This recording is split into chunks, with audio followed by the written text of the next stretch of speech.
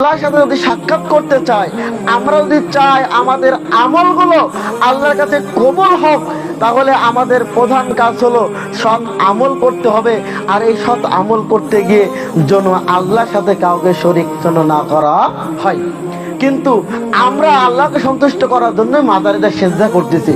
পীর বাবাকে, খাজা বাবাকে সন্তুষ্ট করতে পারলে আল্লাহ সন্তুষ্ট হবে, এটাই মনে করে আমরা মাজারে যাচ্ছি, খানকায় যাচ্ছি, বিভিন্ন জায়গায় সেজদা করতেছি। অথচ আল্লাহ সুবহানাহু ওয়া তাআলা বলতেছেন যে আমল করতে গেলে, আমার সাথে সাক্ষাৎ করতে গেলে তোমরা আমার সাথে কাউকে শরীক করো না। কিন্তু আমরা শরীক করে ফেলতেছি। সম্মানিত উপস্থিতি, শিরিক এমন একটি পাপ, শিরিক এমন একটি গুনাহ, যা করলে আপনার সমস্ত আমল বরবাদ হয়ে যাবে। যত আমলে করুন না কেন, আপনার সমস্ত আমল বাদ হয়ে যাবে।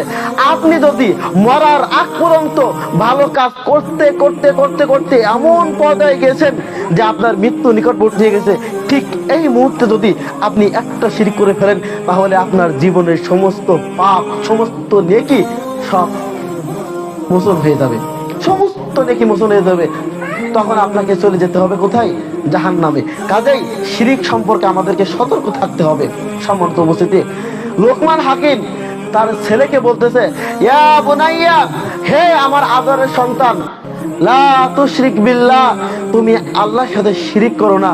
ইন্না শিরকা লা যুলমুন আযীম, নিশ্চয় শিরিক হচ্ছে সবথেকে বড়, সবথেকে বড় কি পাপের কথা আল্লাহ বলে নাই তো? জুলুম, অত্যাচার। পাপ তো আপনার জিনা করাও তো একটা পাপ, চুরি করাও তো একটা পাপ, হ্যাঁ, মদ খাওয়া একটা পাপ। এই সমস্ত পাপ করলে আল্লাহর সাথে জুলুম করা হয় না। কিন্তু শিরিক এমন একটি পাপ যা করলে আল্লাহর সাথে জুলুম করা হয়। এই জন্য আল্লাহ বলেছেন ইন্না শিরকা লা যুলমুন আযীম, নিশ্চয় শিরিক সব থেকে বড় জুলুম। আচ্ছা দেখুন, আমরা নামাজের মধ্যে বলি না, আল্লাহুম্মা ইন্নী যালামতু নাফসি, আল্লাহ আমি আমার নিজের প্রতি জুলুম করেছি।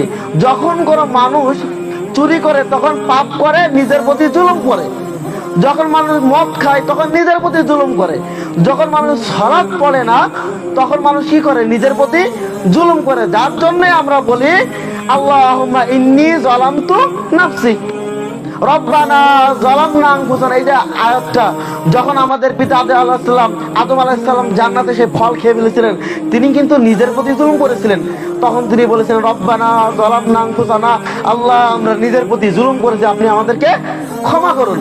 তাহলে যে কোনো পাপ আপনি করেন, এটা আপনার প্রতি জুলুম করা হয়। কিন্তু শিরিক করলে আল্লাহর প্রতি জুলুম করা হয়, শিরিক করলে আল্লাহর সাথে জুলুম করা হয়। এজন্য আল্লাহ বলছেন ইন্না শিরকা লা যুলমুন আযীম, নিশ্চয় শিরিক হলো সব থেকে বড়